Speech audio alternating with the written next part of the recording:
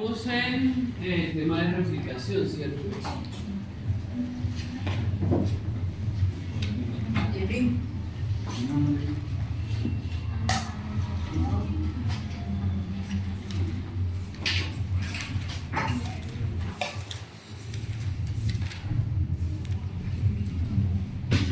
Resume un poco el proceso de polimerización. Dijimos que necesariamente necesitamos, o la enzima necesita una enzima 3'OH para incluir un nuevo de estos ribonucleótidos trifosfato o ribonucleótidos trifosfato. Y que la hidrólisis de ese pirofosfato a través de una pirofosfatasa es lo que va a generar una energía adicional para catapultar la reacción, ¿cierto? Que la enzima tiene tres dominios, tiene una palma, unos dedos y un pulgar, y que el dominio de la palma es la encargada de realizar la catálisis, es decir, la incluir los nuevos nucleótidos, que para poder hacerlo necesitan iones divalentes. Esos iones divalentes lo que hacen es desestabilizar la estructura y lograr entonces que se incluya un nuevo nucleótido. ¿Qué es desestabilizar la estructura? Coquetear un poco con el oxígeno que hace parte de los nucleótidos de fosfato, desacoplar el enlace fosfodiéster y por tanto generar una posible reacción de inclusión de un nuevo nucleótido. Que los dominios de los dedos tienen residuos de lisina y arginina que estabilizan los pirofosfatos. Los dedos que hacen acercar el nucleótido nuevo para poder generar la inclusión del nucleótido, pero necesitan unos aminoácidos que hacen parte de esos dominios de los dedos para estabilizar la estructura. Los residuos de tirosina ayudan a desplazar esos nuevos nucleótidos y introduce un movimiento de 90 grados en la molécula para garantizar que siempre vayan a incluirse los nuevos nucleótidos en la palma. Y el pulgar, pues hemos dicho que tiene la función de aumentar la procesibilidad de la enzima. ¿Qué es la procesibilidad de la enzima? Mantener que o lograr que ella pueda generar muchos nucleótidos en poco tiempo, y para eso debe garantizar que la enzima no se desacople de la estructura. Cuando se genera mismatch, esos mismatch son no coincidencias, es decir, la inclusión de nucleótidos incorrectos. Entonces, hablamos de dos mecanismos, un mecanismo principalmente que es el de la cinética de la reacción. Entonces se disminuye la velocidad de la reacción y por tanto no puede generarse un contacto con el surco menor. La replicación es más lenta, se activan esas exonucleasas para poder quitar el nucleótido incorrecto, se remueve la nucleótido incorrecto por las nucleasas y pasa a un bolsillo corrector de la enzima.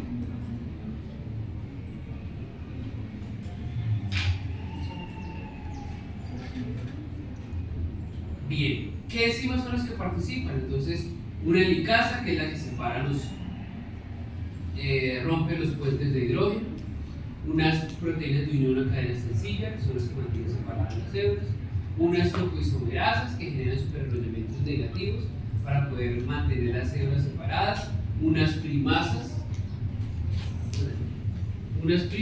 que son las que incluyen un fragmento pequeño de RNA, es decir, por el unas DNA polimerasas que catalizan la síntesis, particularmente dos polimerasas, la polimerasa 3, que es la donoenzima, y la polimerasa 1, que es la que repara los fragmentos de casácteos, reemplaza sus fragmentos.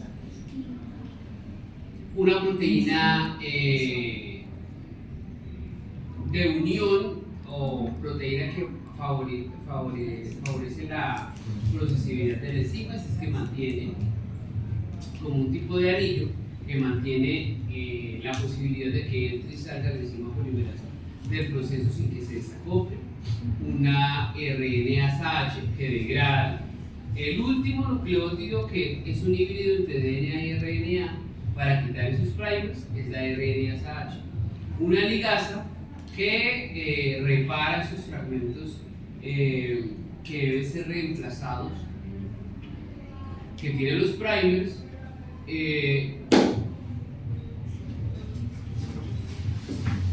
en la cadena continua y discontinua, y finalmente el proceso se da gracias a lo que llamamos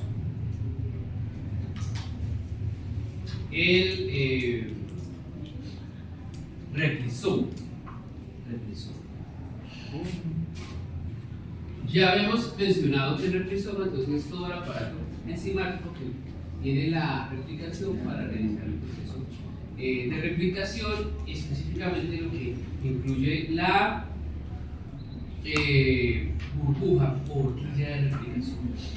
En cuanto a la velocidad, hemos mencionado que la polimerasa 3 añade 1000 nucleótidos por segundo, la polimerasa 1 10 nucleótidos por segundo, y que la fidelidad pues está determinada porque la polimerasa 1 incluye un nucleótido equivocado cada 50 millones de nucleótidos, la polimerasa 3, y la polimerasa 1 cada 5000 millones polimerizado. Es decir, quien más se equivoca, obviamente, es la polimerasa 3 porque tiene que ser más procesiva y mucho más rápida de su corrección.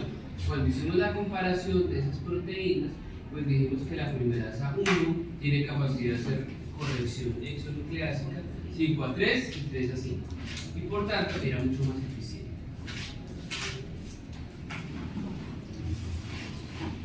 Bien.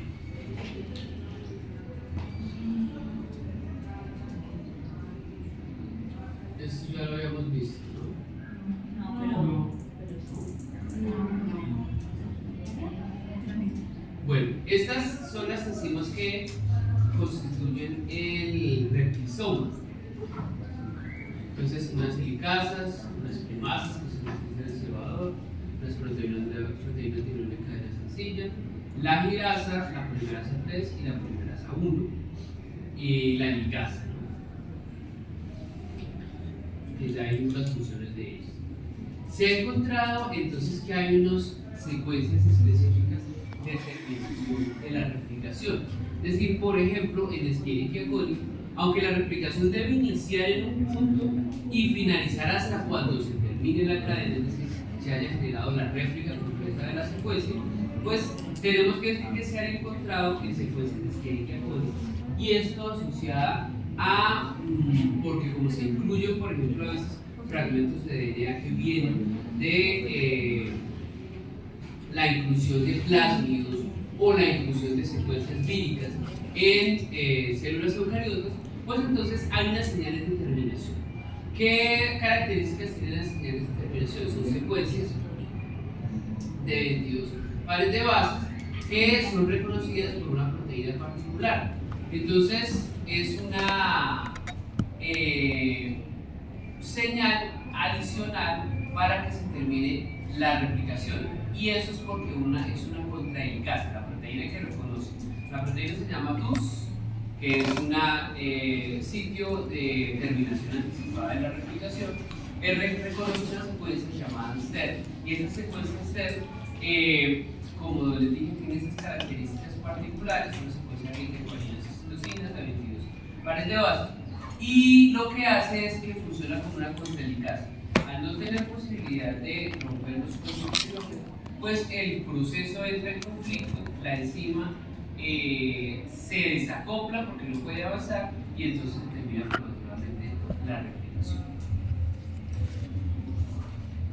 En relación al origen de replicación, pues se descubrió en bacterias, particularmente en Escherichia coli, que hay unas secuencias específicas que permiten el inicio de la replicación. Estos son François Jacob, Brenner y François Hudson, que trabajan para Cold Spring Harbor. Este es un reconocido centro de investigación en los Estados Unidos, donde participan muchos de los investigadores que han movido, digamos que la frontera del conocimiento en biología molecular, y que muchos de ellos han sido considerados Nobel en fisiología.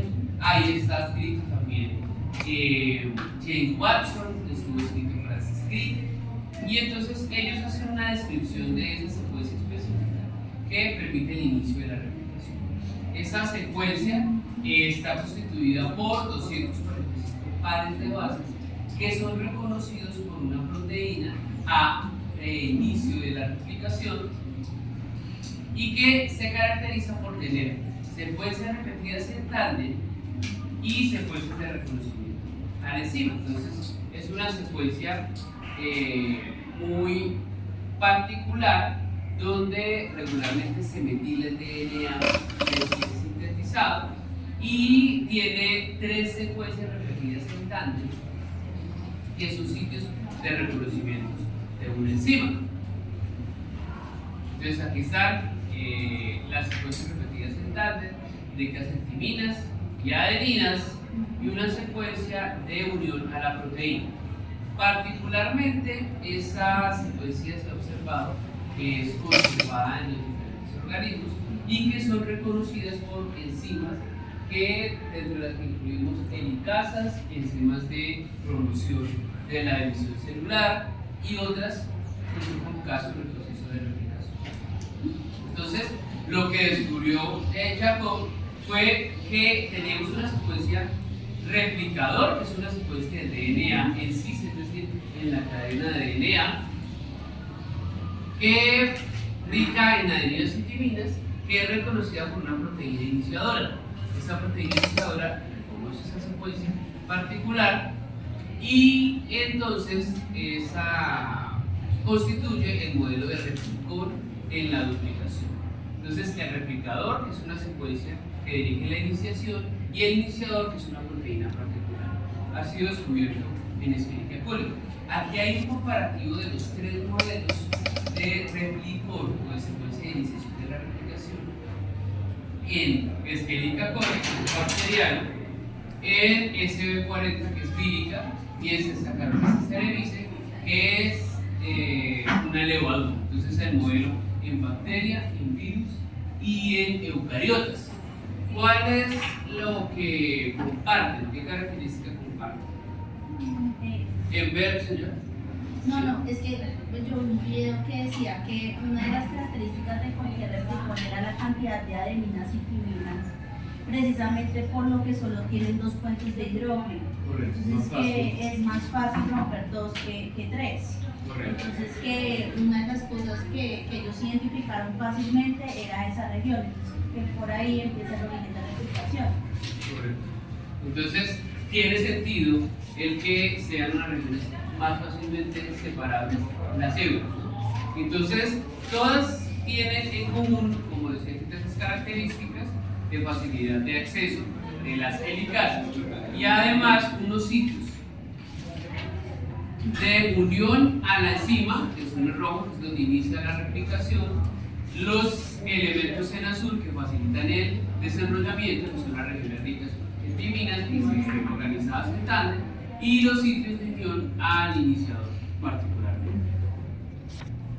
Esos son los 3 tipos. Vemos que tienen unos sitios de unión a la proteína iniciadora, unos sitios que facilitan el desarrollamiento y unos sitios donde inicia el proceso de síntesis. Eso ha sido identificado y conservado en los diferentes organismos. La proteína iniciadora entonces tiene la función de reconocer las secuencias ricas en timinas, de separar las células, es decir, activar las helicasas, y de reclutamiento de proteínas que convocan el proceso de replicación que ya habíamos trabajado. Entonces, la DNA polimerasa A reconoce las secuencias de 9 pares de bases iniciales en la estructura y desenrolla la hebra, la DNA polimerasa B, que es una helicasa, este es el modelo en Escherichia coli, forma complejo con las proteínas C y D, que es un cargador de fosfohelicasa, y activa el proceso de separación de las células y iniciación de la replicación.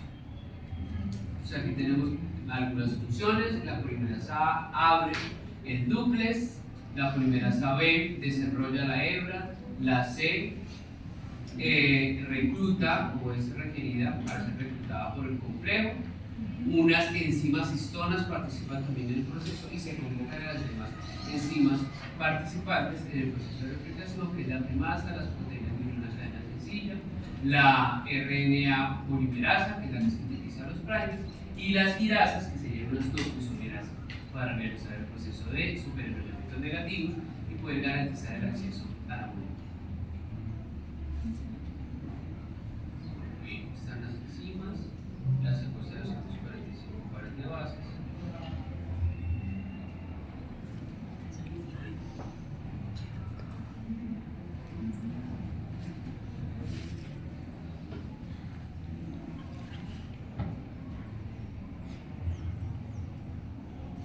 En eucariotas, ¿qué se sabe? Participan unas histonas, ¿no?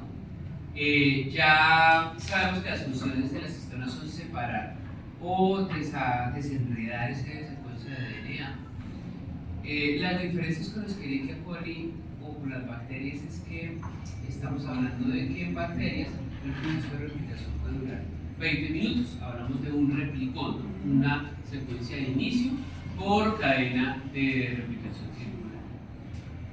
Estamos hablando de 3 millones de pares de bases que pueden ser replicadas en 20 minutos, mientras que en eucariotas, que es mucho más largo, 1000 veces más largo el DNA, requeriría, si estamos hablando de la misma tasa, de 20.000 minutos, es decir, 2 semanas para que se diera un proceso de replicación. Pero sabemos que eso no es posible. ¿Qué sucede? Entonces, solo tarda pocas horas porque tiene varios orígenes de replicación. Esos orígenes de replicación van a ser coordenados o concatenados para que se den en procesos simultáneos y se pueda realizar el proceso. Entonces, en eucariotas, ese complejo de iniciación de la replicación se llama complejo de reconocimiento del origen. Ese complejo de reconocimiento del origen se une, son secuencias específicas que se unen a proteínas replicadoras, requieren ATP, son dependientes de ATP, se unen al replicador que es la enzima y reclutan proteínas de replicación. Ese complejo de reconocimiento del origen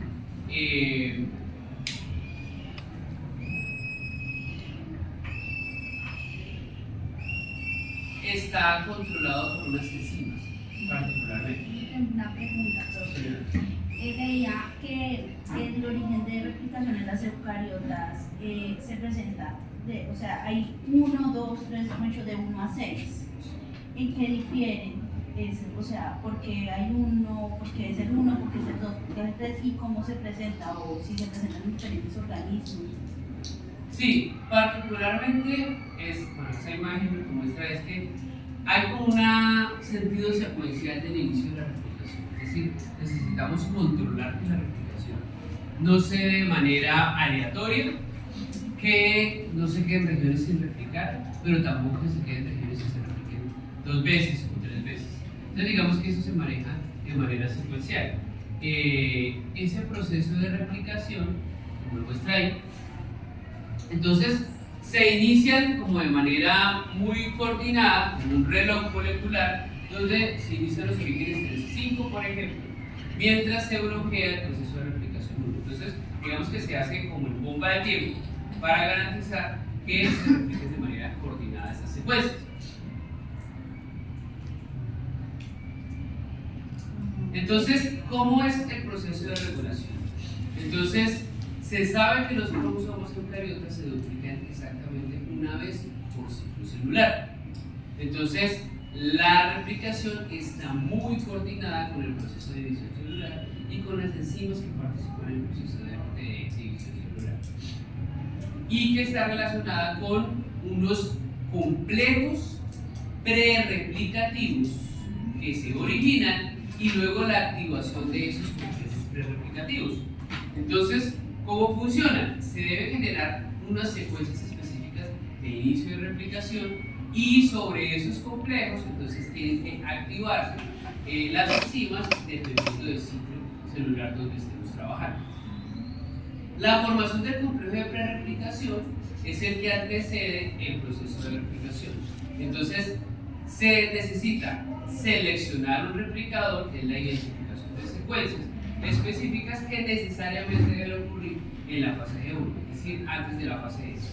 Ahí es donde se generan los complejos de prereplicación, es decir, secuencias específicas que van a garantizar que estén listos para que posteriormente esos orígenes de replicación se activen en la fase S.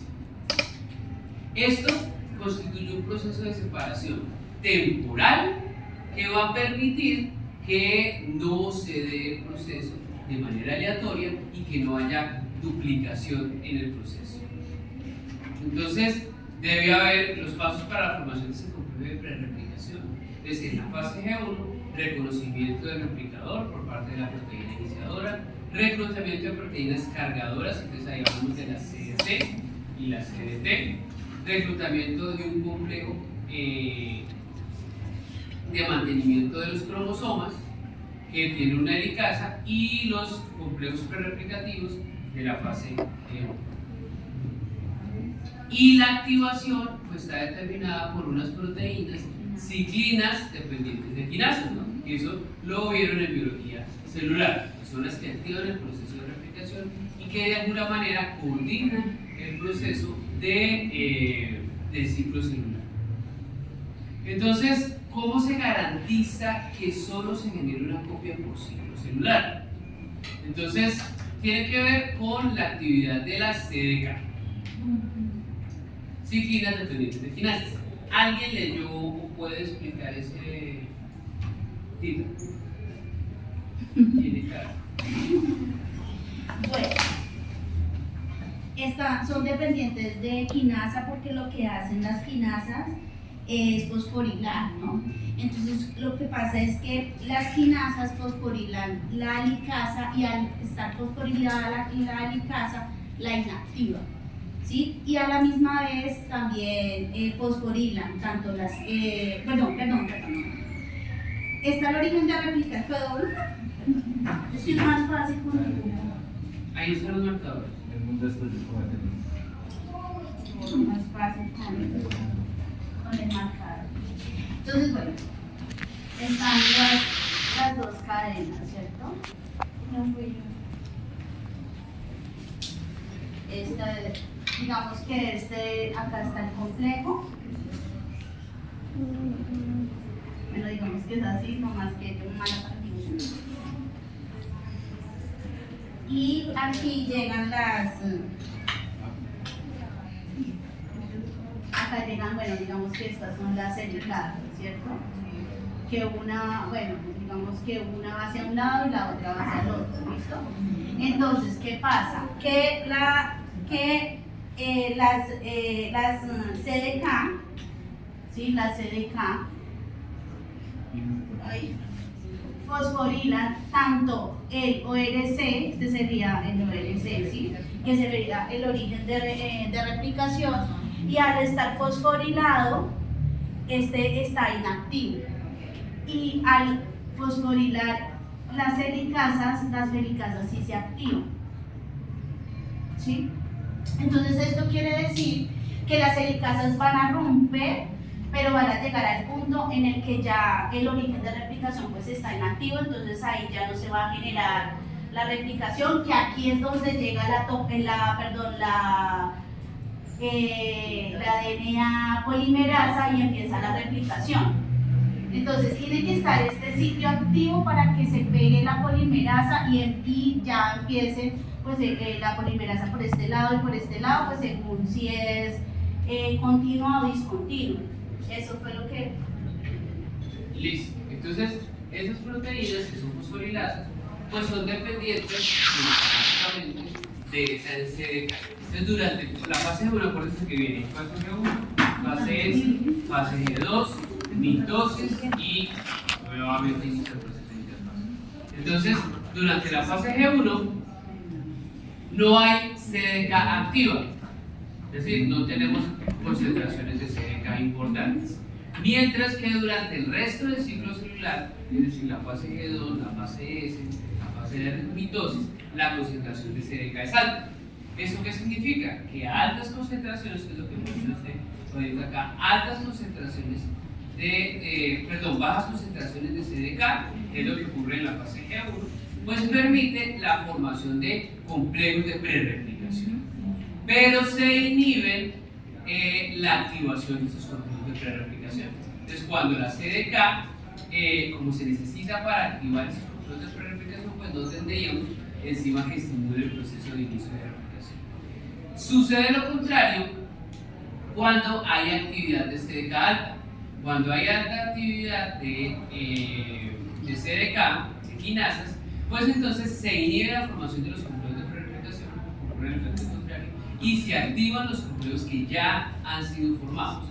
Entonces, de esa manera hay un tipo de control para la formación o para la replicación. En cada ciclo celular solo se va a dar una oportunidad para que se dé la replicación de cada hélice. Solo una oportunidad y está asociado con la presencia de esa CDK. Entonces, aquí resume un poco. En G1 dijimos que no hay activación de complejos de prerreplicación porque tenemos baja concentración de CDK. De ahí para adelante, en la fase S, G2 y M, pues tenemos altas concentraciones de CDK, y esas altas concentraciones de CDK va a permitir la activación de los complejos que ya habían sido formados. Entonces, de esa manera hay un control en la replicación. ¿Por qué se necesita ese control de la replicación? Porque a diferencia de las bacterias, que es un solo replicón, una sola secuencia, pues aquí tenemos muchas secuencias de inicio de replicación que estarían activándose y que nos podría dar la posibilidad de generar duplicados. Y acuérdense que duplicados en las secuencias van a generar malformaciones, van a generar exceso de actividad enzimática y eso va a generar problemas. En cuanto a la terminación, pues ya habíamos mencionado que se han encontrado en algunas secuencias esas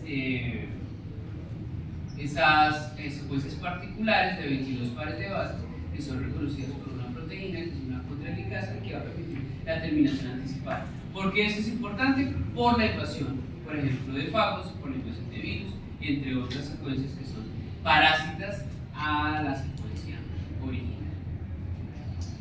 ¿Qué sucede con la cadena retrasada? ¿Qué problema plantea ahí de la cadena retrasada en cuanto a la lectura? Que se empiezan a cortar. Se empiezan a cortar. A cortar, sí. Los telómeros. Los ¿no? telómeros, sí, porque llega un punto en el que, como la cadena retrasada, el primer se tiene que ubicar para que el ADN pueda empezar a replicarse en el otro sentido. Entonces llega un punto en que ya el primer no se puede colocar ahí, entonces ese pedazo se pierde.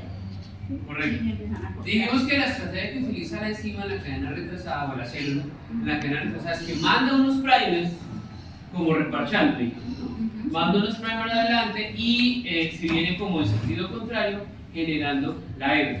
Al final quedan pedacitos, pero el último primer que se pone es removido por una enzima polimerasa 1, pero no tenemos dónde posibilidad de restituir esa secuencia. ¿Por qué? No habría un extremo 3' OH libre que nos permita cebar a la polimerasa. Entonces, es el problema que tenemos con los telómeros, y eso hace que las células pues vayan perdiendo vida, ¿no? Se vayan envejeciendo. Ese problema en bacterias, por ejemplo, cuando el DNA es circular, es continuo, no tenemos ese inconveniente, porque siempre vamos a tener un extremo 3' OH. ¿Qué sucede con las secuencias que son lineares? Que es lo que sucede con las células eucariotas y con algunas bacterias, por ejemplo Borrelia y Streptomyces, que tienen DNA lineal, pues ellas la solucionan utilizando aminoácidos. ¿Cómo son esos aminoácidos? ¿Qué particularidad tienen los aminoácidos? Que son los que están señalados ahí. Esos aminoácidos, dígame,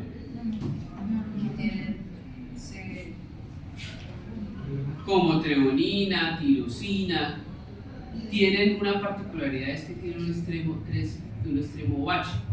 Ese extremo 3' OH pues va a simular que fuera un primer, y entonces de alguna manera se va a la polimerasa para solucionar ese inconveniente. Entonces eso va a permitir que la polimerasa sea convocada y pues ella extiende esas secuencias particulares. ¿Qué pasa? ¿Cómo lo soluciona entonces los eucariotas? Se ha encontrado, por ejemplo, en tetraimena, que es un parásito protozoo, se ha encontrado que ellas utilizan una estrategia para solucionar el tema de los telómeros. Hay que puntualizar que lo normal es que las células envejezcan y pierdan los telómeros y sean reemplazadas por nuevas células, pero que en ciertos casos, y son dos casos puntuales, células madre y células cancerígenas, para nuestra desgracia, tienen la capacidad de desarrollar una estrategia adicional para mantenerse vivas, para mantenerse casi que inmortales, y es la telomerasa. ¿Qué es una telomerasa? La telomerasa es una ribonucleoproteína. Ya habíamos dicho que el RNA tiene capacidad de ser autocatalítico, entonces que funciona como si fuera un enzima. Entonces es una ribonucleoproteína que no necesita un estemo 3'OH para cebar a la polimerasa, porque ella misma sirve como plantilla y como enzima.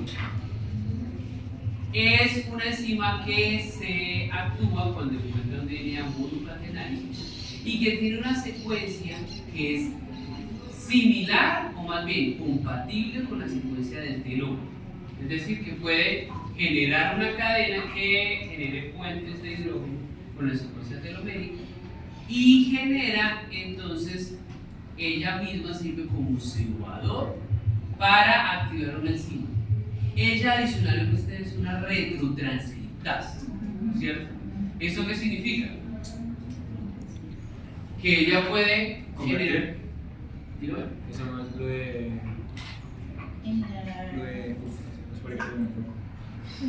¿Qué es retrotranscriptasa? Que convierte, creo que de RN de ARN. Convierte ARN en ARN. ADN, correcto. Entonces es una retrotranscriptasa y permite desplazar la hebra para generar secuencias repetidas en TAP. En otras palabras, es algo así. Lo verde sería la enzima telomerasa. Ella tiene unas secuencias específicas que son compatibles con el extremo largo que quedó del telómero. El que está más cortico es el que vamos perdiendo, ¿no? Entonces, de alguna manera, ella lo que hace es se posa sobre la secuencia del extremo largo, inventa unas secuencias o extiende esas secuencias de modo que genera una secuencia adicional para poder colocar un primer, y después de que coloque el primer, pues vamos a generar, después de que tenga un primer hacia adelante, pues vamos a generar la posibilidad de hacer crecer la hebra. En otras palabras, tengo una secuencia corta, una secuencia más larga, ella se posa sobre esta secuencia, da la posibilidad de extender esta secuencia, ¿cierto? Vamos a poder colocar un primer en la secuencia y va a sintetizar en sentido contrario. Al final hay que quitar este primer de acá. Queda una colita, hablaban que habla. Queda una colita, sí. Pero no entiendo eso de la colita.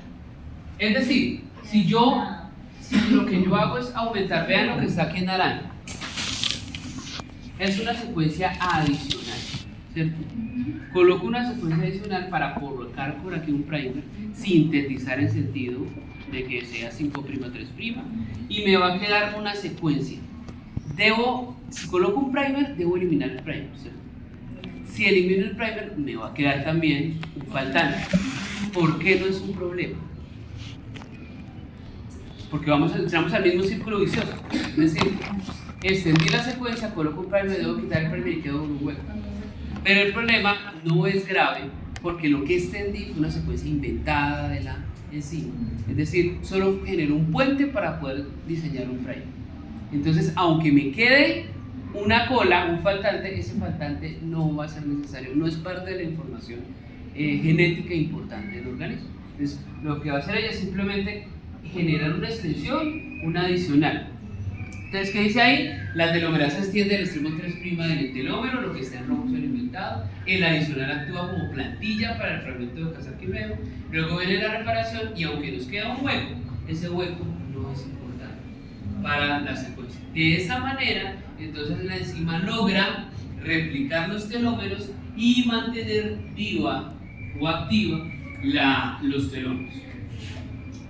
Con relación a los virus, ¿cómo es la replicación en virus? Pues esto es que ellos se replican, los que son virus de DNA, a través de algo que se llama modelo del círculo rodante. Entonces, de la misma manera dicen las copias que se pela una naranja, por ejemplo, que se va avanzando en un sentido y la cadena va saliendo en otro. En la medida que usted pela la naranja va saliendo la cáscara formando una estructura circular. De esa misma manera es la replicación en virus. Entonces se genera un inicio de replicación, una muesca en la hebra, se añaden nucleótidos de manera interna de modo que gira. Una va en sentido 5' 3' y otra 3' 5'. La hebra interna se copia varias veces formándose una molécula de hélice muy larga y a eso se le llaman multímeros o concatámeros. Estos multímeros o concatámeros significa que de una secuencia pueden salir varias réplicas de virus, es decir, varias secuencias víricas de una misma secuencia de DNA. De esa manera se generan múltiples copias de un virus. Ahí entonces participan las enzimas que habíamos mencionado, una enzima TER que reconoce la secuencia de 12 pares de bases, que es la que finaliza el proceso de replicación anticipado una vez que se termina la replicación de un virus particular. Solo es un mecanismo cómo se generan múltiples copias con estos concatámeros a partir de una misma secuencia de DNA. Obviamente es acoplado a la cadena de DNA de la célula huésped. ¿Qué sucede con los virus que tienen RNA? Pues deben activar una retrotranscriptasa, ¿no? Esa fue los hallazgos de Tenney, entre otros, que ganaron el Nobel. Caso particular, el virus de la inmunodeficiencia humana. Entonces se activa una transcriptasa inversa o retrotranscriptasa. Y lo que hace la enzima es convierte eso viene en el paquete del virus, convierte su material genético que está como versión RNA, lo convierte en DNA para poder con unas recombinasas incluirlo en la secuencia genómica de la bacteria o de la célula huésped y poder obligarla a realizar el proceso de replicación y generar múltiples copias de sí misma. Esa es Howard Temming con su esquema de cómo ocurre el proceso de retrotranscripción en virus. Listo, ¿qué enzimas participan en una recombinación que vamos a ver en el proceso de recombinación y que facilita el acople de las secuencias utilizando unas mediadoras o proteínas recombinasas que reconocen unos sitios específicos y van a permitir la inclusión de esas secuencias.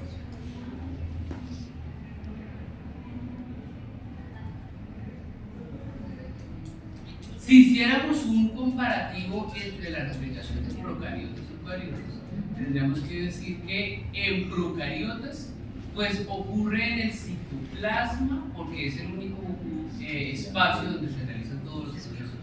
En eucariotas pues el proceso de replicación ocurre en el núcleo.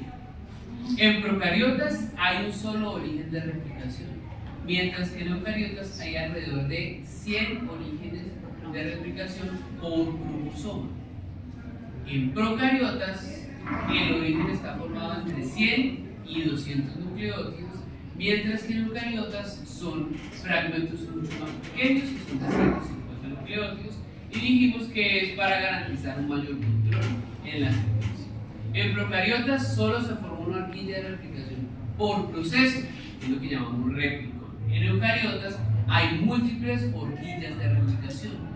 Eso significa que procariotas solo tiene un replicón, mientras que en los eucariotas estamos hablando de 50.000 replicones o secuencias de inicio de replicación. El inicio de la replicación en procariotas está determinado por una enzima llamada DNA y DNAB, mientras que en eucariotas la replicación está dada por un complejo enzimático que llamamos origen de replicación, TAC, témeros o de secuencias en el DNA.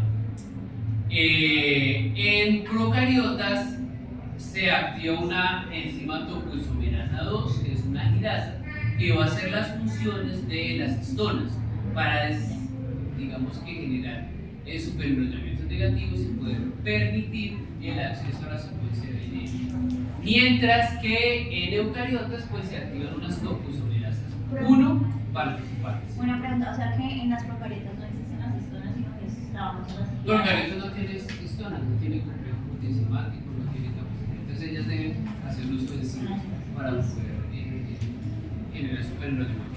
¿Sí? Yo tengo una pregunta sobre la replicación del DNA mitocondrial. ¿Qué cambia? ¿Qué es diferente? No, mitocondrial. Bueno, el DNA mitocondrial es un DNA circular, ¿no? Es un DNA que está en un organelo y ya dijimos que los organelos, de acuerdo a la teoría endosimbiótica de Margulis, pues en algún momento fueron individuos independientes. Por tanto, tiene toda su maquinaria en su mano. Replicación de procariota. Claro, ellos tienen su capacidad de autorreplicarse, tienen toda su maquinaria de transcripción y toda su maquinaria de traducción. Por eso ustedes van a ver en los artículos que van a revisar que hablan del RNA mitocondrial, del DNA mitocondrial, de un ribosoma diferente al ribosoma central. Entonces les hablan del RNA ribosomal 12S en lugar de hablar de 18S, de unas medidas diferentes. Entonces tiene todo su paquete para replicación diferente. Entonces pueden hacer el proceso de replicación diferente, que es la particularidad de los eucariotas. Bien, los fragmentos de Okazaki en procariotas dijimos que eran de 1000 y 2000 nucleótidos, mientras que en los eucariotas eran de 100 y 200 nucleótidos, mucho más pequeños en eucariotas para un mayor control de la replicación. Y la replicación es mucho más rápida en procariotas. Estamos hablando de 2000 pares de bases por segundo, mientras que en eucariotas la replicación es de 100 nucleótidos por segundo. Eso hace más eficiente el proceso de replicación en procariotas en términos de tiempo, ¿no? Pero sabemos que los procariotas acumulan, tienen una tasa de mutación mucho más grande que los eucariotas. Por tanto, los procesos de cambio genómico tienen una tasa más elevada que los eucariotas. Que eso para nosotros significaría mutaciones. Y esas mutaciones generarían errores en el proceso de replicación. Entonces, arrancamos diciendo que las modificaciones o los errores en esas replicaciones pues serían el sustrato para diferentes mecanismos de defensa, para mecanismos alternativos de metabolismo, es decir, modificaciones, controlar la expresión o diferenciación génica, la diversidad genética y respuestas ambientales. Entonces, esos errores o esas modificaciones van a generar respuestas metabólicas particulares, recombinación genómica, que es reproducción sexual, reordenamientos génicos y amplificaciones de secuencias adicionales. Cuando el DNA se replica, debe ser metilado.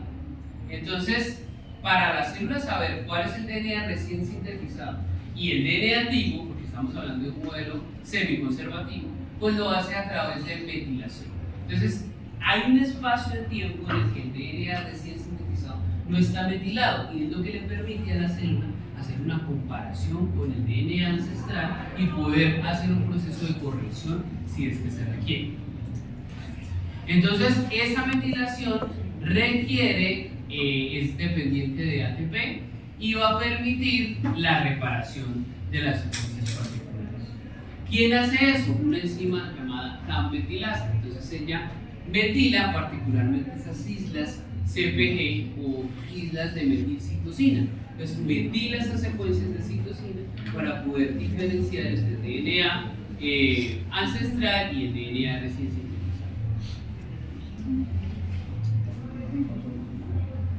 Regularmente, entonces, la única base metilada va a ser esa citosina y por tanto se constituye en un punto caliente mutacional. Sí. Es que me perdí la diapositiva anterior de la explicación. Sí, no, ¿Cuál? La de la metilación. Eso. Sí. ¿Qué sucede?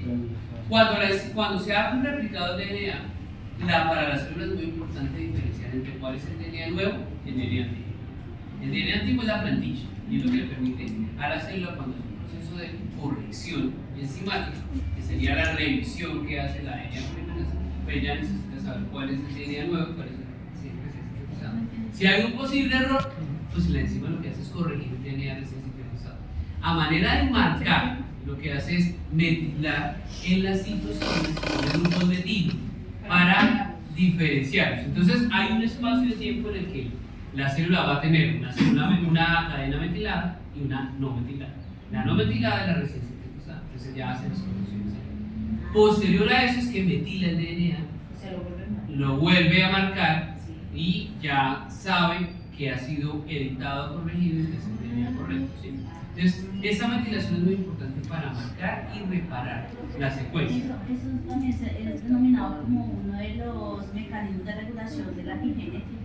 Sí, claro, los mecanismos epigenéticos tienen que ver con metilación también. Entonces, digamos que se metilan otros sitios para que se expresen de manera diferente los genes, sin generar mutaciones. Los mecanismos epigenéticos son esas formas de expresión génica diferentes. Entonces, les decía que quien hace eso es una enzima que se llama metilasa.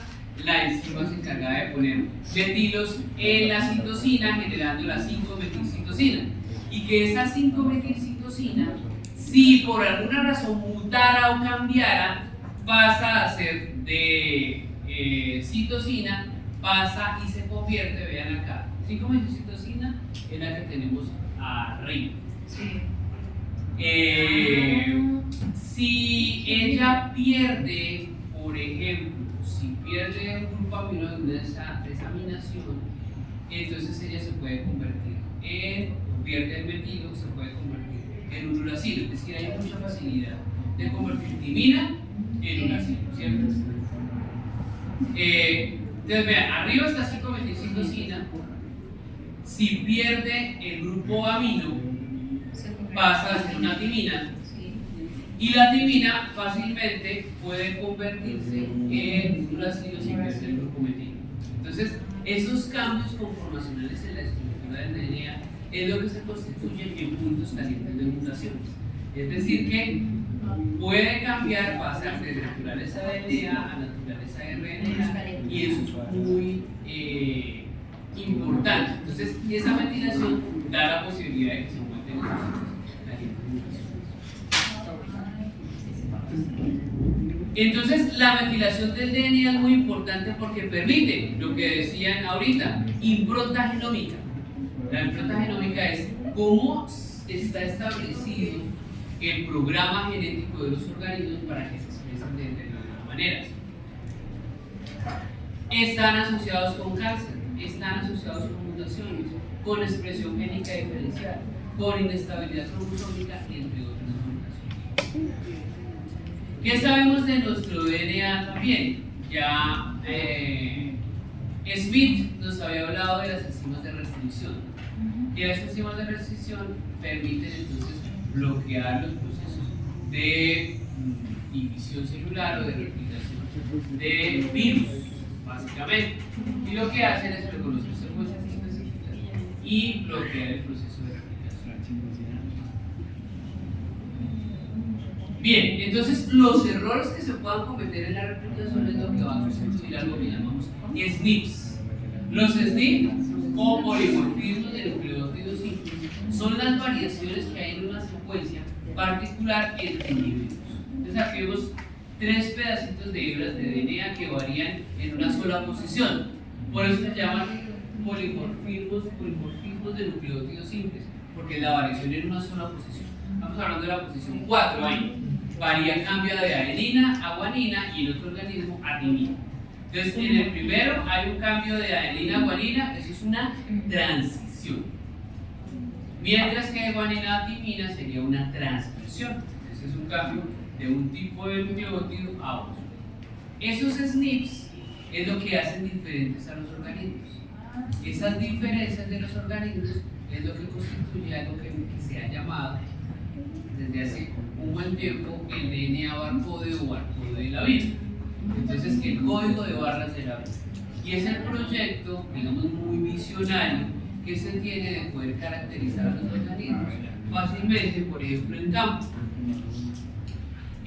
Lograr, si pusiéramos en términos de código de barras la secuencia de DNA, pues ahí vemos, a simple vista, podemos ver 2 grandes grupos de secuencias.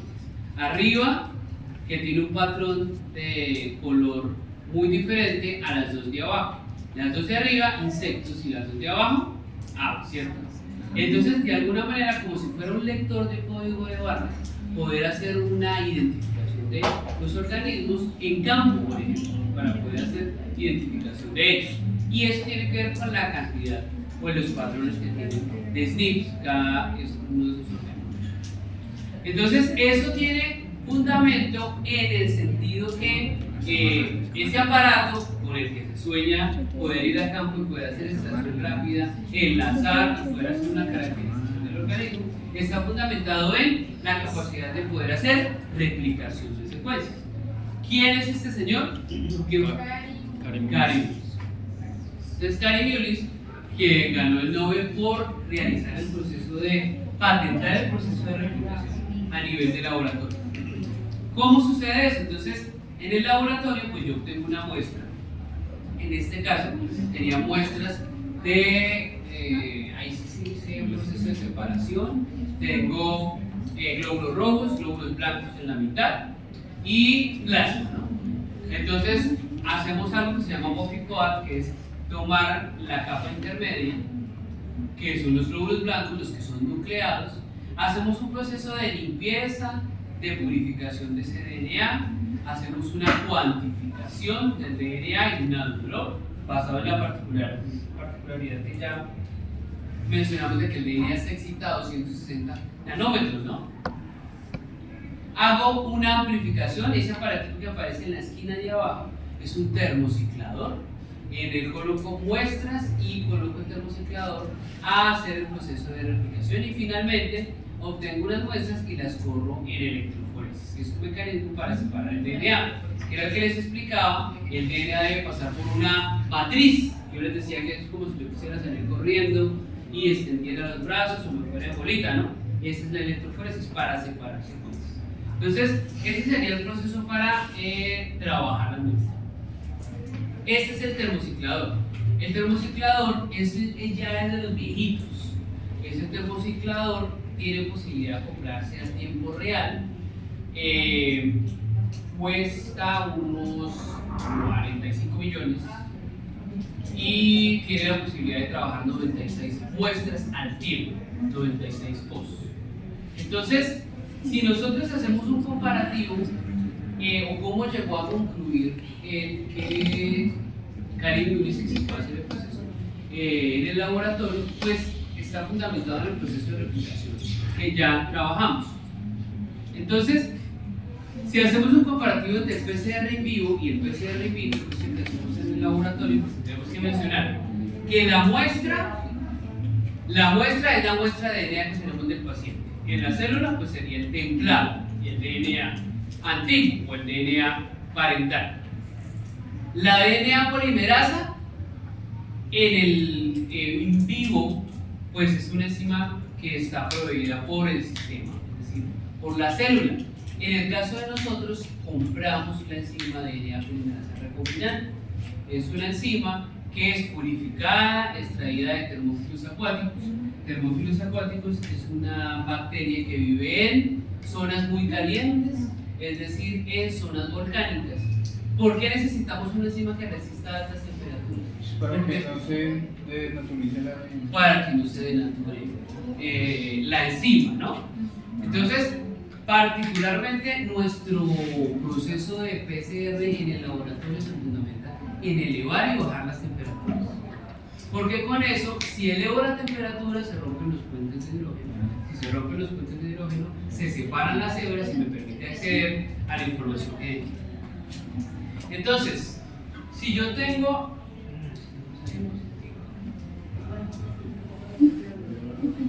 Listo, entonces, nuestro DNA tiene una cadena que va 5', 3' y otra que va 3', así. Para poder hacer replicación yo tengo que romper puentes de hidrógeno. Esos puentes de hidrógeno los rompía una enzima que se llama helicasa, ¿cierto? Necesito unas topoisomerases que me desencaden el DNA, necesito unas primasas que me pongan un primer inicial por acá, ¿cierto? Las ligasas también. Necesito unas ligasas, necesito todo un arsenal enzimático. Cuando yo hago PCR, lo que hago es duplicar el material genético, pero duplico material genético, por ejemplo, para hacer caracterización molecular. Imaginemos que lo que yo quiero es identificar una secuencia de DNA, de un virus de los que tiene DNA, ¿cierto? Que le voy a llamar el gen X, y ese gen específico es el que yo quiero identificar si está presente. Entonces imaginemos, para el caso particular del COVID-19, lo que quiero es identificar si una proteína de membrana, que es parte o proteína de la cápsula del virus, está presente en un paciente determinado. Entonces, ¿yo qué hago? Extraigo DNA del paciente. Y cuando extraigo DNA del paciente, no, extraigo muestra de sangre del paciente. ¿Ahí qué DNAs voy a tener? DNAs de las células del paciente. Voy a tener DNA de algún tipo de bacteria o virus que haga parte de toda la, digamos que la población de organismos del paciente. Y también voy a tener parte del virus, ¿no? Sí, claro. Entonces, cuando yo voy a hacer caracterización molecular, tengo una infinidad de material. Hago extracción de DNA. Cuando hago la extracción de DNA, voy a tener mucho DNA ahí presente. Lo que hace la PCR es pescar en medio de un montón de DNAs, identificar si el que a mí me interesa está presente. Entonces, si voy a pescar, pues lo que voy a identificar es este DNA o este fragmento, este gen, digamos, que es el que produce la proteína de membrana del virus que voy a trabajar, ¿cierto? Profe, Sí. ¿y nosotros cómo diseñaríamos los primers? O sea, ¿cómo? Bueno, entonces ahí viene lo que llamamos bioinformática. Se supone que ya ha sido caracterizado el virus, ¿sí? Entonces, como ya ha sido caracterizado el virus, sé que ese gen particular que hace parte del virus tiene esta secuencia particular. Entonces, el primer que yo voy a diseñar sería un primer complementario. Y también ¿Qué sería? de- Timina, Ah. adenina, C. Profe, eso entonces. Eso lo hago con bioinformática. Entonces, cojo en el computador, diseño una secuencia, miro que pegue con el primer, hago un PCR in silico, lo comparo con toda la red, que el primer sea suficientemente específico, que no me vaya a pegar a otro organismo. Eso es lo que se hace en bioinformática. Se diseñan los primers que no me vaya a pegar con DNA humano porque me friega, no me sirve.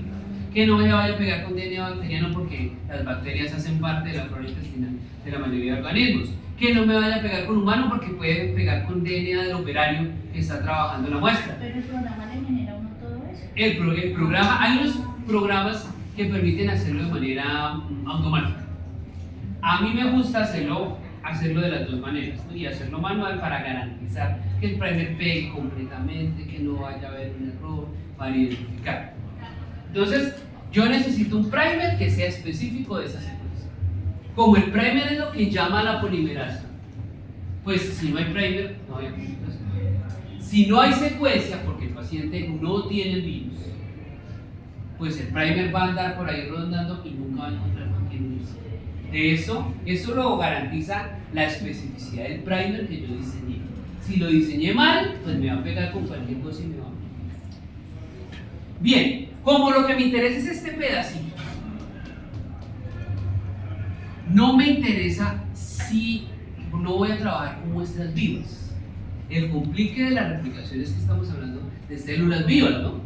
Y por tanto debe mantener la estructura bonita Watson-Crick 5', 3', 3', antiparalela, helicoidal. Cuando yo voy a hacer caracterización molecular no me interesa nada de eso, porque de hecho voy a matar las células.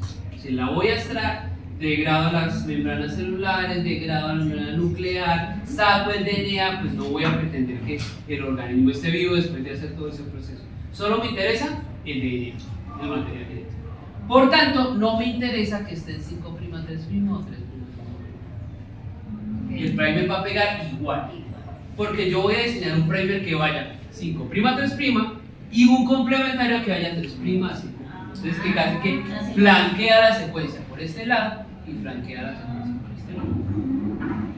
Bien, tiene que flanquear la secuencia. No debe tener la secuencia del gen que voy a amplificar, sino las que están al ladito. Porque el primer se pega acá, genera el extremo 3' OH, se pega acá, genera el 3' OH, y lo que va a amplificar es eso. Entonces lo que me interesa es lo que está alrededor de Sí. la secuencia. ¿Qué es lo que garantiza que el PCR es específico? La especificidad de los primers. Eso es lo que manda la parte. ¿Sí? ¿Cuánto vale un diseño de primer? Pues el diseño lo hace usted en el computador. Mandar a sintetizar un primer puede costar unos 60.000 pesos, 80.000 pesos y le alcanza para múltiples reacciones, dependiendo de la complejidad del primer. A veces, por ejemplo en esos SNP que yo les mostraba ahí, uno necesita amplificar y resulta que hay un SNP por acá. Y yo necesito diseñar un primer que justo pegue acá. Entonces a veces uno lo que hace es modificar la secuencia y le dice al proveedor del primer que pueda amplificar con timina o con adenina y citosina, solo en esa posición. Entonces, entre más de eso se llama de generar primers degenerados, entre más modificaciones o especialidades le pongo el primer, pues más costoso. Entonces hay primer de 200, Porque la 250. Claro, porque o aumenta la especificidad o permite ciertas variaciones en la secuencia. Listo. Si yo lo que necesito no es que la célula tenga ese DNA antiparalelo y que esté organizado, pues simplemente me voy a ahorrar muchos insumos enzimáticos.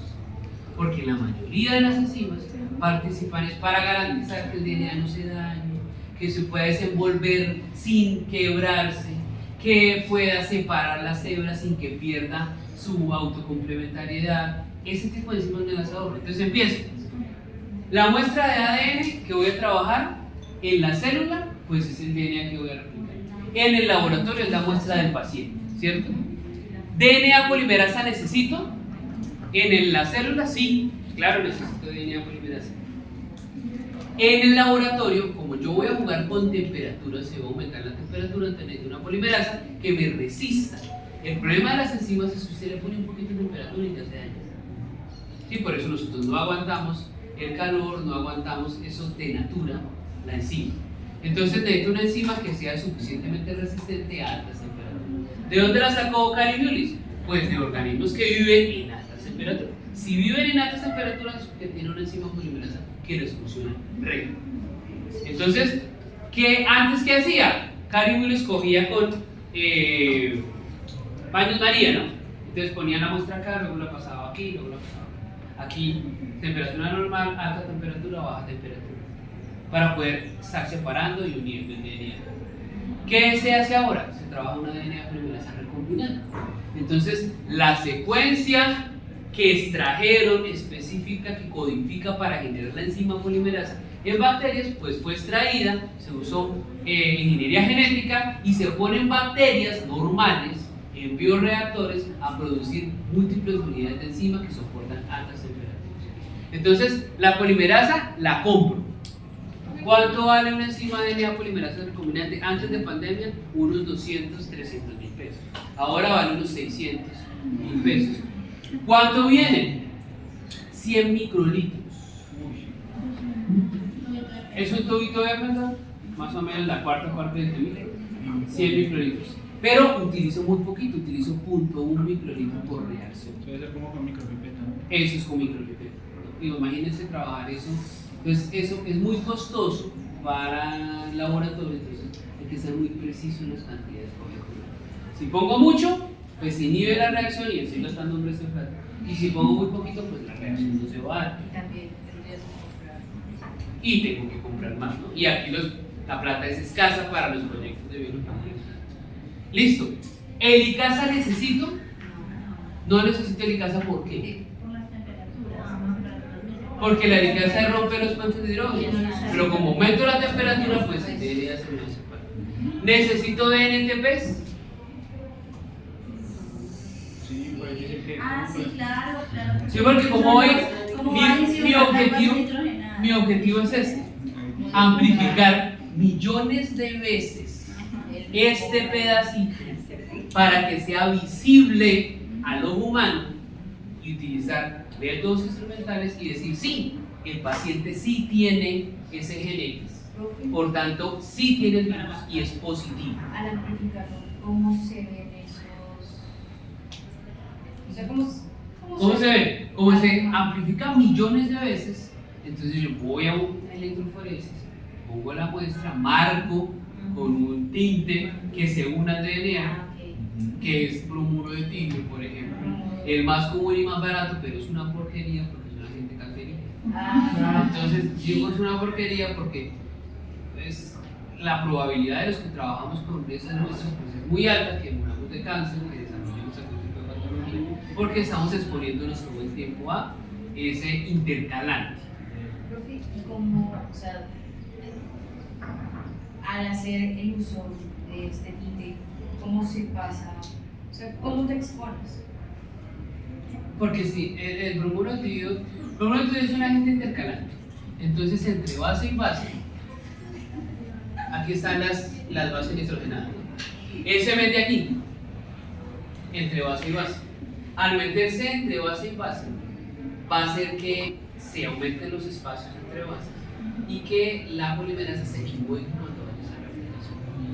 Entonces, los errores o modificaciones en la cadena del DNA van a hacer que se modifique la cadena y por tanto se buscan a mutaciones. Las mutaciones son el insumo para que se generen neoplasias, cáncer.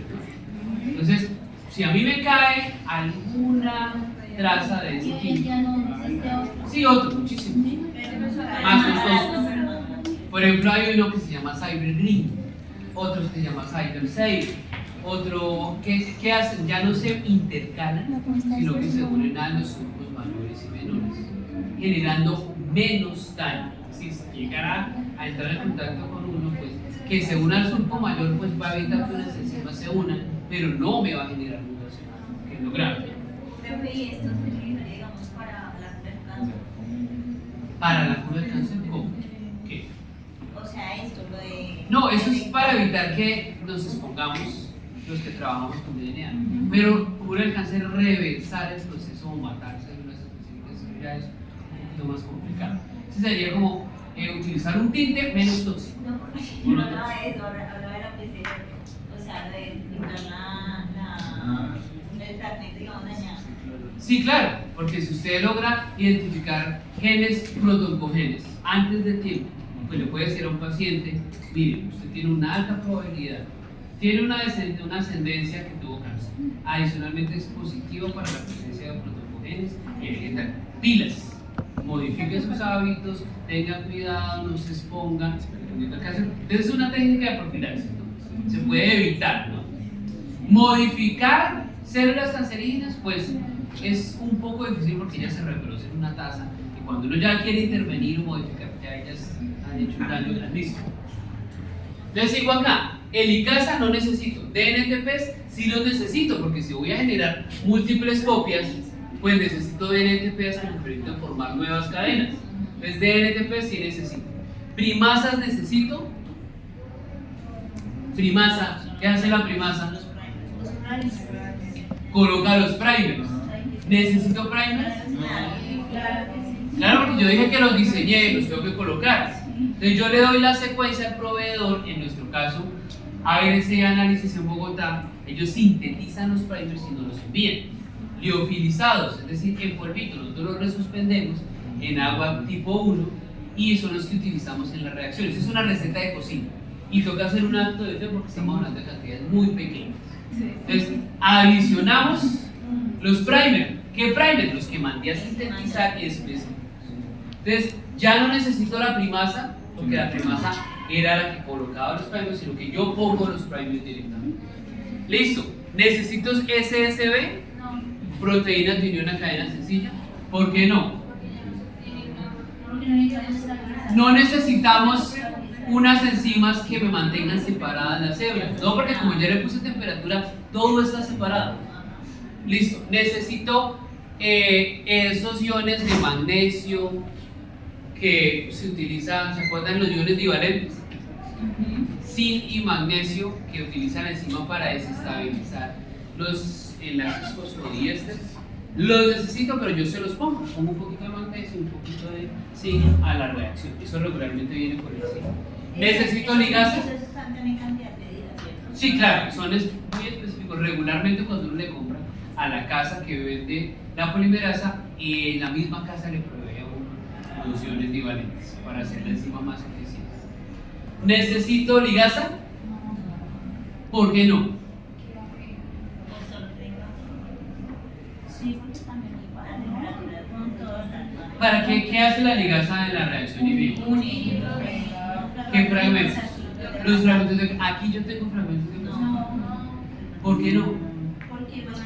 porque el problema de los fragmentos. fragmentos... Claro, ambas se convierten en hebras continuas. Porque se separaron. Ya no está una 5 a 3, 3 a 5. Ya no necesitan encima dar toda esa contorsión para poder generar. ¿No? Entonces, ¿entonces necesito ligasa? No, porque no tengo fragmentos de ligasa. ¿Necesito clamp o abrazaderas que optimizan el proceso de entrada y salida de la polimerasa? No, por razones. La clamp funciona es para que los fragmentos de Okazaki en la enzima no tengan que estar saliendo de la reacción. Entonces la clamp no la necesito porque van a ser hebras continuas. Y además la polimerasa que estoy comprando es supremamente eficiente en la reacción. Necesito RNase-H, que es la que ayuda a quitar el último primer en los fragmentos de Okazaki. No, porque los primers ya vienen listos y no tengo fragmentos de Okazaki. ¿Necesito polimerasa 1? Tampoco necesito polimerasa 1, porque ¿qué hace la polimerasa 1? ¿Corregir qué? ¿Qué errores? ¿Pero cuáles? ¿Dónde? Los que comete la ADN polimerasa 3. Pero específicamente dijimos que necesitamos muchas unidades de DNA polimerasa 1, más que DNA polimerasa 3, hasta 400 veces más, porque ellos lo que hacen es reemplazar ¿qué? El primer. ¿De dónde? De los fragmentos de Okazaki, pero no hay fragmentos de Okazaki. No necesito una enzima polimerasa 1. Entonces miren, y un buffer 10X que es como el sustrato donde va a trabajar la polimerasa, eso me lo viene. Eso viene con el kit. De hecho, en el kit uno compra 3 cosas: la polimerasa, los iones bivalentes y el buffer 10X. Entonces miren todo lo que me ahorré. Me ahorré helicasa, primasa, SSB, las topoisomerasas de manera general, las clamp, porque hacer una reacción con todos esos montón de enzimas sería imposible, porque cada enzima tiene un requerimiento diferente. Como tal, o sea, como tal, eso se llama, pues como ya para identificar, es que pues, con esto uno podría actuar como directamente, ¿cómo decirlo? O sea, estas reacciones las puedo utilizar para corregir algo, digamos, físicamente como tal. Sí, miren, sí se puede. Es decir, la terapia génica ¿en qué consiste? La terapia génica es en un gen defectuoso, yo lo reemplazo por un gen correcto. Entonces, cojo unas enzimas de restricción, amplifico el gen que me interesa que funcione bien, millones de veces. Cojo unas enzimas de restricción, corto eso, voy a la célula defectuosa, corto el gen defectuoso, lo quito de ahí y lo ligo con una gen correcto. ¿Y Eso cómo, reemplazo. y cómo se hace? O sea, digamos, se saca una muestra y se vuelve a... Como les digo, mire, eso es un asunto probabilístico. Es decir, yo tengo millones de amplificados de un gen que quiero, que está bien y que quiero reemplazar. ¿Sí? Entonces, yo lo mezclo, utilizo unas enzimas que yo sé que cortan específicamente el gen defectuoso. Meto en una reacción enzimas que cortan el gen defectuoso con el gen amplificado correcto, unas ligasas específicas que me ayudan a que se dé la ligación, el proceso de reacción, hago un acto de fe porque eso no lo puedo ver. Pongo eso a 37 grados centígrados y asumo que un gran porcentaje fue eficiente y pudo haber el reemplazo génico. Luego, ¿cómo lo pruebo? Pues pongo eso en un vector de expresión para ver si ese vector de expresión generó la proteína correcta y digo, eureka, lo logré, hice el reemplazo. Eso utilizo unos mecanismos de biotecnología para bombardear la célula con ese nuevo fragmento de DNA amplificado. También hago cruces que la mayoría de células hayan recibido el fragmento y empiezo a cultivar el tejido en ese tejido. Y luego busco reemplazar ese tejido en el paciente. Eso es terapia génica. ¿Eso se puede? Sí se puede. ¿Qué tan eficiente es? No muy eficiente porque eso es un asunto de Ya probar. sería ya, digamos, ya después de que el paciente sería ya un asunto clínico, ¿no? Sí, digamos que es un asunto de procedimiental, es decir, después tratar al paciente. Empezar por generar un tejido y luego reemplazar genéticamente ese tejido para que empiece a producir. Digamos, un tejido que produzca insulina, un tejido que produzca eficientemente algunas enzimas. Eso es un poquito más complicado. Eso tiene que haber un cultivo de tejidos y otras técnicas. Y cuando, digamos, se trata de, pues ahora que se utiliza mucho, digamos, en la medicina reproductiva, pues a veces que, pues que en la actualidad, digamos que se pueden tener bebés por catálogo, ¿no? En esos casos, no sé si los padres quieren ciertas características, digamos, de trabajar sobre todo el genoma o se toma, digamos, de... No, estamos hablando de las células iniciales, O sea, son el cigoto. O sea, son donantes ya para... Claro, se modifica es la célula, el cigoto para que genere todo, ¿sí? Cuando se desarrolla la mórula, cuando hay el proceso de reproducción, pues. Pero eso es, todavía no es posible, es decir, ni éticamente se permite hacer, ni tenemos la tecnología para lograr, es decir, usted vaya como un concesionario, póngame llantas tipo 2018, póngame cuando uno arma el carro, ¿no? Porque precisamente todo, o sea, todas las personas piensan que las características fenotípicas solo se dan por la parte genotípica y no porque están todos los mecanismos de regulación, que eso es lo que no se ha podido dilucidar. Que estamos, lo de epigenética, estamos hablando de lo de expresión génica, eso es muy complejo. Y segundo, éticamente, lo que veíamos el primer día de la reflexión. Pues entonces el que tiene plata tiene su hijo ojos azules, sin enfermedades, y los pobres pues no vamos a tener posibilidad. Eso tiene un conflicto muy grande, tiene un asunto de patentes, entonces se punto. Listo. ¿Cómo logro entonces el proceso de temperaturas? ¿Cuáles son? Son tres temperaturas. Una temperatura de 95 grados para denaturar el DNA. Casi la temperatura a la que hierve el agua, ¿no? Entonces separo las hebras. Luego una temperatura de 50 a 65 grados para que los primers alineen o peguen. Y luego subo un poquito la temperatura a 72 grados para que la polimerasa haga la extensión. Y repito eso el número de veces que yo necesite para generar las réplicas. Entonces, regularmente en un PCR estándar yo pongo 30 segundos de denaturación, 30 segundos de alineamiento de los primers y 30 segundos de extensión con la DNA polimerasa recombinante. Entonces, lo que hace el aparato y por qué es tan costoso es porque sube y baja de temperatura rápidamente en cada uno de los pozos. Tengo 96 pozos, puedo colocar 96 muestras de pacientes diferentes. Pero digamos, Y cada pozo, o por lo menos cada línea, puede tener temperaturas diferentes si yo necesito que mi PCR tenga temperaturas diferentes. profe, digamos, pero uno le puede programar cuántas secuencias, cuántas replicaciones me hace. O sea, Él hace ciclos, entonces le dice póngame 30 ciclos. Hágame 30 ciclos de 95, 60. Eso de 65 a 55 depende del primer. Eso se hace por un cálculo. Entonces, no es lo mismo que el primer tenga muchas timbinas y adeninas, entonces fácilmente se pueden hacer puentes de hidrógeno. Que tiene muchas guaninas y citocinas, entonces puede necesitar mayores temperaturas. Entonces, eso depende y de los tiempos depende de la constitución del primer. Bien, entonces, ¿cómo sucede?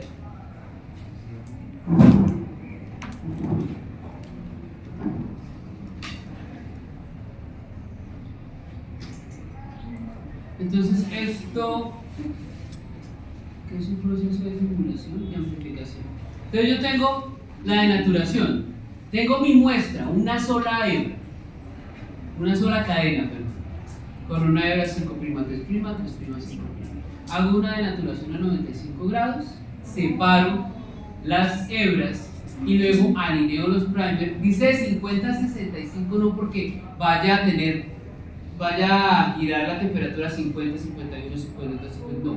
Es si el primer alinea a 55, pues la temperatura es 55 grados. Entonces va a ser 95, 55 y 70. y eso se lo dice la casa que no se lo ve. Eso lo hace cuando usted diseña el primer. Cuando usted diseña el primer, dice la probabilidad de que su primer alinee en la secuencia es tanto con una temperatura de tanto. Como debo utilizar dos primer, uno 5', 3', otro 3', 3, 5', pues uno busca que las temperaturas sean muy similares. Si no, por la constitución de los primers, pues busco una temperatura intermedia.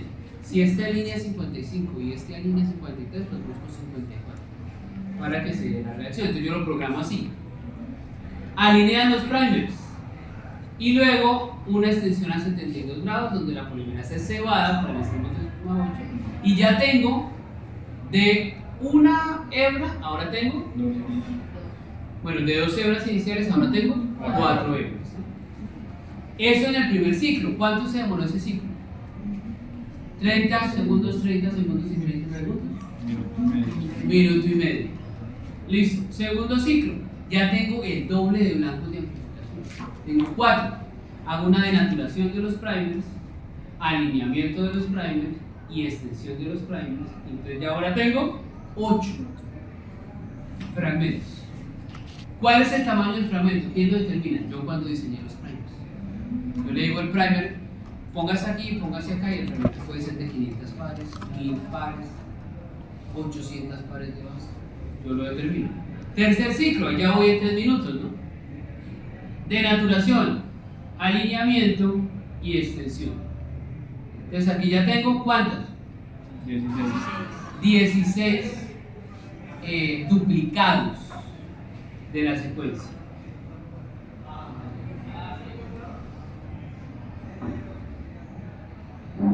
Listo, entonces aquí tengo 3 puntos.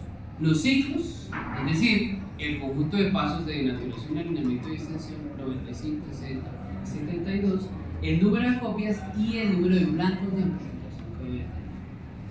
Primer ciclo, entonces voy a tener 2 copias, segundo ciclo 4 y se va aumentando en la medida que estoy generando ciclos. Ciclo 18, vean, tengo número de copias 524.288 copias en el ciclo 19. Si regularmente uno genera 30 ciclos, ¿cuántas copias estoy generando? 1.073.000.740.824 copias. Target es el blanco de amplificación, es decir, blanco de amplificación es, digamos que la plantilla que estoy generando. Entre más amplifique, pues ese mismo que se amplificó sirve como blanco de amplificación para generar otra copia, ¿sí? Por eso arranco con 2, solo con 2, luego genera 4, pero esas 4 cada una sirve como blanco de amplificación para generar otras 2. Por eso es exponencial. Entonces, en la medida que amplifico, aumento los blancos de amplificación. Es decir que finalmente tengo millones de copias de ese fragmento. Si el paciente tiene el virus, el primer va a pegar, así sea una sola vez, y va a amplificar millones de veces. Y finalmente voy a tener esa secuencia. ¿Cómo lo miro ahora? Yo tengo 96 tubitos, los saco del termociclador. Unos van a ser positivos y otros no. Entonces, ¿qué hago ahora? Cojo tubito por tubito, son tubitos pequeñitos, muy pequeñitos. Cojo tubito por tubito, voy, construyo un gel, eso es agarosa, eso es como una gelatina, es en un molde cuadrado como las gelatinas que utilizamos para gelatinas de muñequito. Entonces este es un molde cuadrado, le pongo un peine, que es como una peinilla que tiene dientes gruesos.